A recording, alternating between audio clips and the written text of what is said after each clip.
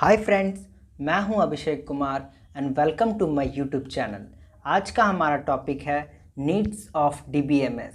हमें database management system की ज़रूरत क्यों पड़ी। तो चलिए स्टार्ट करते हैं। In the olden days, people has to use the traditional file management system. In this, the data was stored in the form of files in pen and paper mode or in computer hard disk. But this is difficult to use by the people effectively.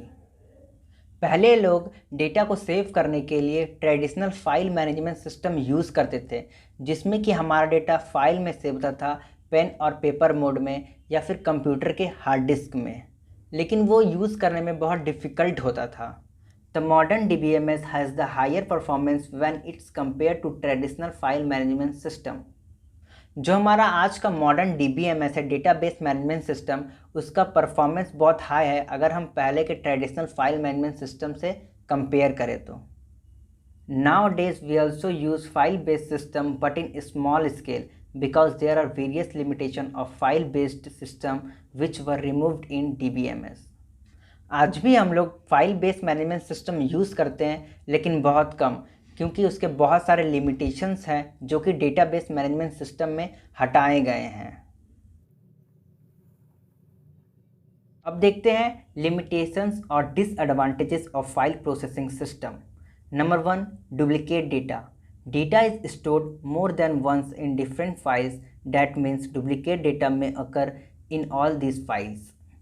File processing system में एक ही data एक से ज़्यादा बार अलग अलग files में store होते थे, मतलब कि डुप्लीकेट डेटा होते थे।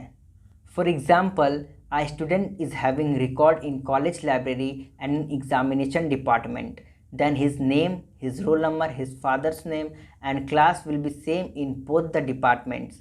Also these departments are not dependent on each other, so it creates lots of duplicate value about that student, and when he needs any changes for his name or class, then he has to go to both the department to make these changes happen.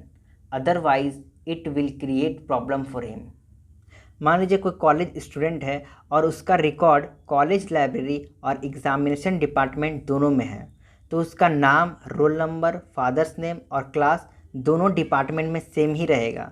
ये दोनों department एक दूसरे से dependent नहीं है, तो यहाँ पे डुप्लीकेट वैल्यू हुआ स्टूडेंट का।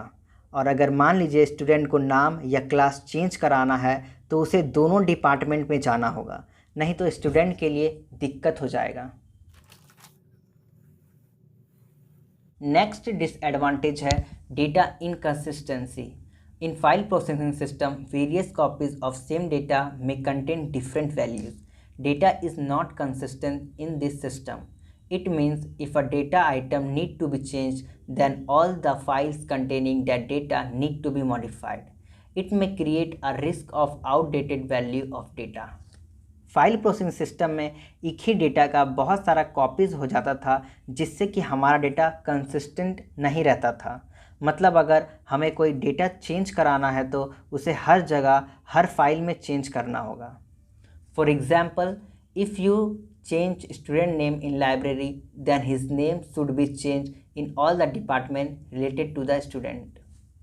अगर कोई स्टूडेंट को अपना नाम लाइब्रेरी में चेंज कराना है तो उसे हर डिपार्टमेंट में नाम चेंज कराना होगा, जो डिपार्टमेंट उस स्टूडेंट से रिलेटेड है।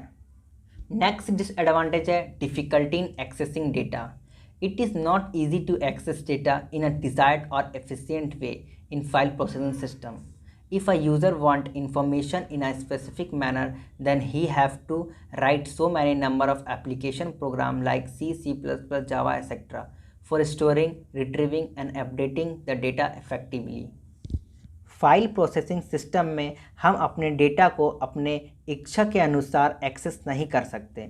अगर हमें अपने इच्छा के अनुसार कोई इन्फॉर्मेशन चाहिए होता था तो हमें बहुत सारे एप्लीकेशन प्रोग्राम जैसे कि C, C++, जावा में लिखने होते थे डेटा को स्टोर, एक्सेस और अपडेट करने के लिए। For example, let's say if admin of the college wants any student information like his name, father's name, roll number, marks and college, then program for it written. But if he wants record of the student whose number are more than 80%, then he required to create a different program for it. मान लीजिए अगर college का admin को किसी student का information चाहिए, जैसे कि उसका नाम, उसका फादर्स नेम, उसका रोल नंबर, उसका मार्क्स, क्लास, इन सब के लिए तो प्रोग्राम लिखा हुआ है। लेकिन अगर एडमिन को ऐसे स्टूडेंट का इन्फॉर्मेशन चाहिए जिसका 80% से ज़्यादा आया है, तब उसे अलग से प्रोग्राम लिखना होगा उस डेटा को एफिशिएंट वे में एक्सेस करने के लिए। नेक्स्ट डिसएडवांटेज है data isolation.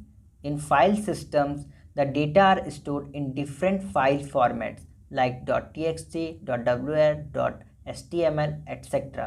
So we have to write application program to retrieve data from each file format. But in database, the data are stored at one place so we can access easily data. File processing system में data अलग अलग file formats में store होता था, जैसे कि .txt, .wr, .html, etc. तो हमें डेटा को अलग अलग फाइल फॉर्मेट से एक्सेस करने के लिए एप्लीकेशन प्रोग्राम लिखने होते थे। लेकिन डेटाबेस मैनेजमेंट सिस्टम में डेटा को एक जगह स्टोर होता है, जिससे कि हम डेटा को आसानी से एक्सेस कर सकते हैं। नेक्स्ट डिसएडवांटेज है हमारा poor data security. Poor data security is the most threatening problem in file processing system. There are very less security in file processing system as anyone can easily modify and change the data stored in the files. All the user must have some restriction of accessing data up to a level. File processing system में हमारा data बहुत कम secure रहता था, जो कि बहुत ख़तरनाक समस्या था, क्योंकि उसमें कोई भी डेटा को कोई भी आसानी से मॉडिफाई और चेंज कर सकता था। सब यूज़र के कुछ रेस्ट्रिक्शन होने चाहिए डेटा को एक्सेस करने के लिए, कुछ अपने लेवल तक। For example, if a student can access his data in the college library, then he can easily change book issue date. Also he can change his fine detain to 0। अगर कोई student अपना data college library में access कर लेता है तो वो उसे ईज़िली चेंज कर सकता है। वो अपना बुक इशू का डेट चेंज कर सकता है, या फिर वो अपना जो फ़ाइन है उसे कम कर सकता है, या फिर पूरा 0 कर सकता है। नेक्स्ट डिसएडवांटेज है atomicity problem. Atomicity is required to save the data values. It means that information is completely entered और cancelled at all. Any system may fail at any time, and at that time it is desired that data should be in a consistent state. Atomicity का ज़रूरत हमें data values को save करने के लिए पड़ता है। मतलब जो हमारा इन्फॉर्मेशन है, जो ट्रांजैक्शन है, वो कंप्लीट हो गया है या कैंसिल हो गया है। कोई भी सिस्टम कभी भी फेल हो सकता है, किसी भी टाइम फेल हो सकता है, और उस वक्त हम चाहते हैं कि हमारा डेटा कंसिस्टेंट स्टेट में रहे। For example, if you are buying a ticket from railway and you are in the process of money transaction, suddenly your internet got disconnected, then you may or may not have paid for the ticket. If you have paid, then your ticket will be booked, and if not, then you will be not be charged anything. This is consistent state, means you have paid or not. Some atomicity is not present in file processing system.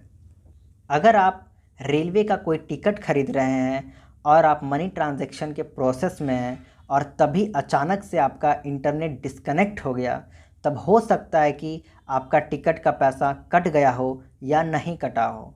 अगर आपका पैसा cut गया तो ticket book हो गया, और अगर नहीं कटा तो बुक नहीं हुआ। यही कंसिस्टेंट स्टेट है जो कि DBMS हमें प्रोवाइड करता है।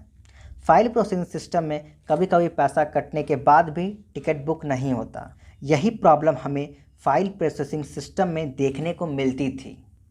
थैंक यू फ्रेंड्स, मिलते हैं नेक्स्ट वीडियो में।